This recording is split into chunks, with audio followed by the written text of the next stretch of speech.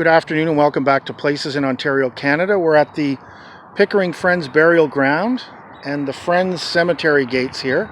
We're going to go in and see what's happening in here as it comes to old grave markers. I'll give you a little swoop of the graveyard. It's not very large, but you can get an idea here how old these tombstones are.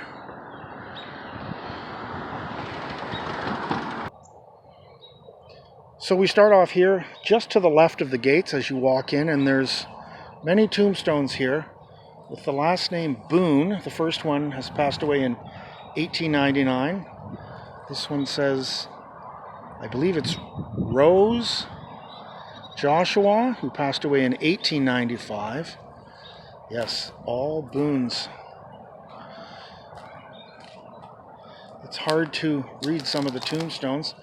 This is in memory of Francis Waring, who was born in Prince Edward County and passed away in 1892.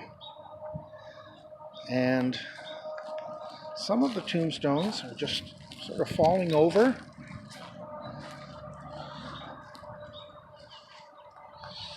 Let me go in here and see if I can get the right angle. And it appears to say that this is also the last name is Boone. Margaret Eliza Boone, who passed away in 1910. And Elizabeth Belch Boone, who passed away in 1932 at age 78 years old. So you're seeing this cemetery for the first time, just like me. I have not been in here before. I usually like to film right off the start. And wow, look how old this pine tree is in the cemetery. Wow. I wish I could make out some of the names on these tombstones, but they're so old. This is always a shame when one falls over. It's for Mary D. So she passed away in 1870. So it does back onto some private property there. And Elma A. Cronk, who passed away in 1950. Phebe J. Cronk, the wife of Dr. M.C. Dewar. She passed away in 1926. And Malcolm Comrie Dewar, M.D. in 1931, as well as Mary Allegra Cronk, who passed away in 1966. Again, more just very old tombstones here. I can't make out the names.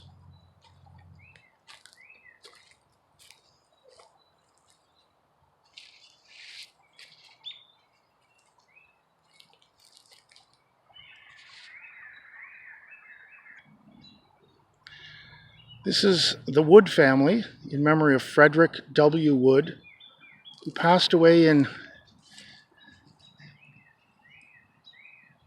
1989. Alfred Wood, who passed away in 1935. Elizabeth Wood in 1938.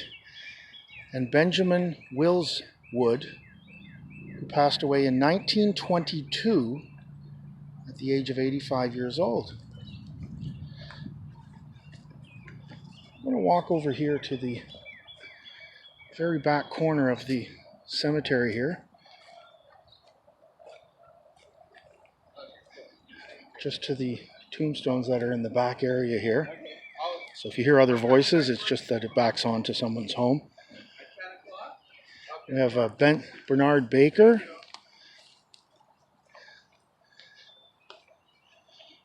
Jeez, I can't make out these names. Looks like Valentine, Bessie Valentine, who passed away in 1888. a George Valentine, who passed away in 1853,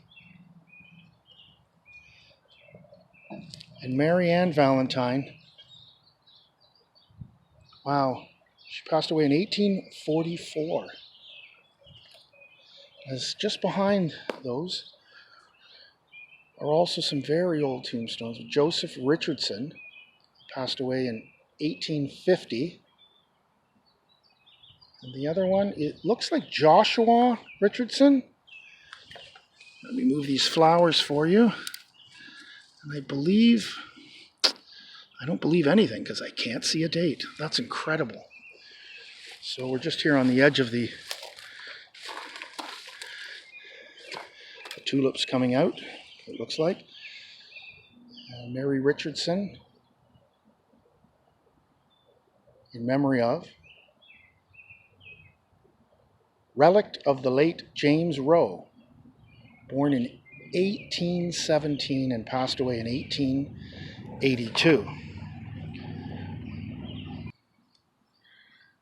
So I got right down on the ground for this one, which is for Walter.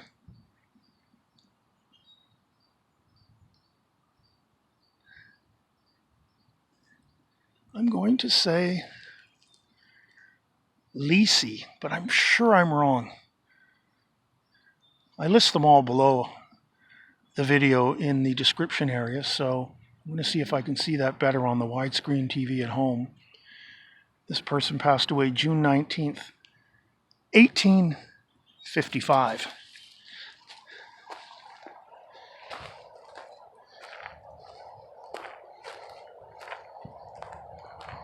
Here's another tombstone that's so old it looks like it's broken, been fixed, and broke again. It's possible it's original, but I'm not sure.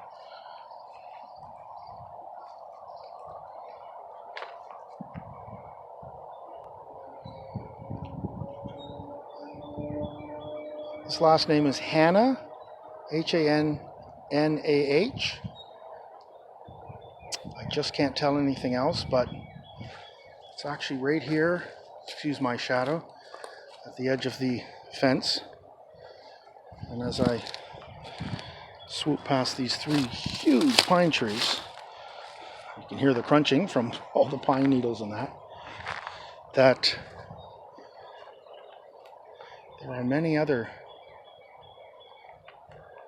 old grave markers here.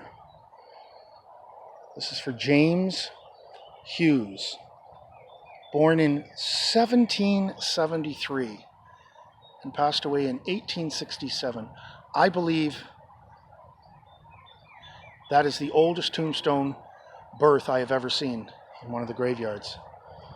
Well, in all the graveyards I've visited. Martha Hughes, the beloved wife of James Hughes, who we just saw, and she was born in 1779 and passed away in 1856. Wow, those are really old markers. Here's another marker.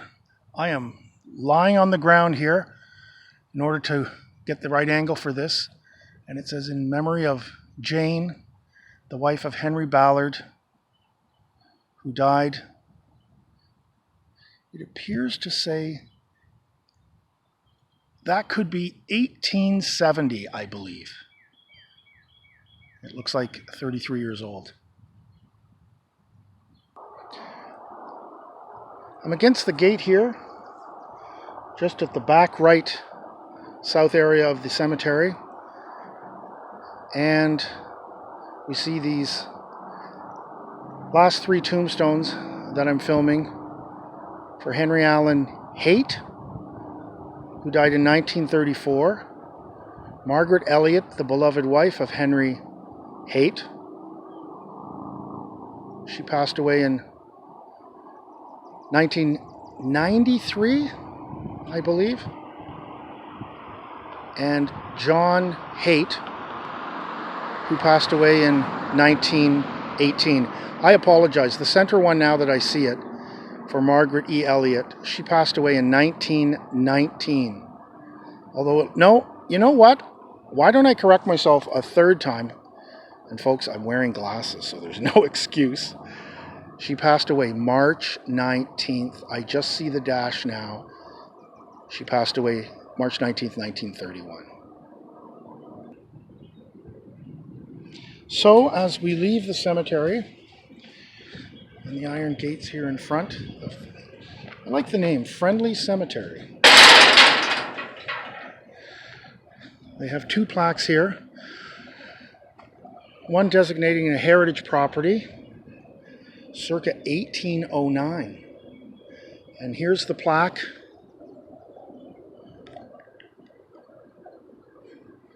for the Pickering Friends Burial Ground.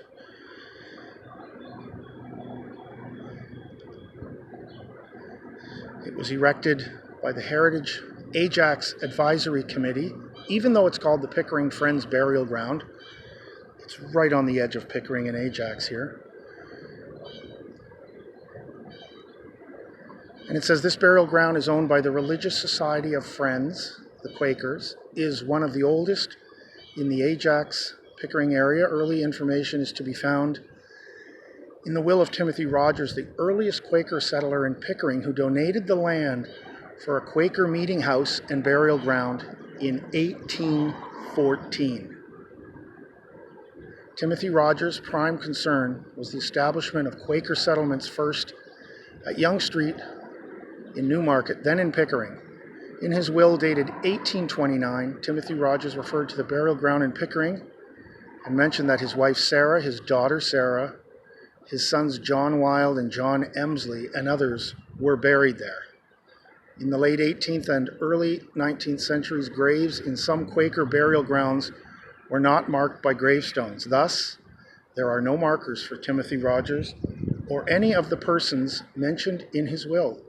The burial ground is a reminder of the Quaker heritage and roots established early in the settlement of Pickering Township. Thank you once again for visiting us as I take one last walk along the fence here. You can hit the subscribe button in the bottom right corner where you'll see a little outline of Ontario, Canada, and the word subscribe in it. And until then, we hope to see you back at places in Ontario, Canada. Have a wonderful day. We'll see you again.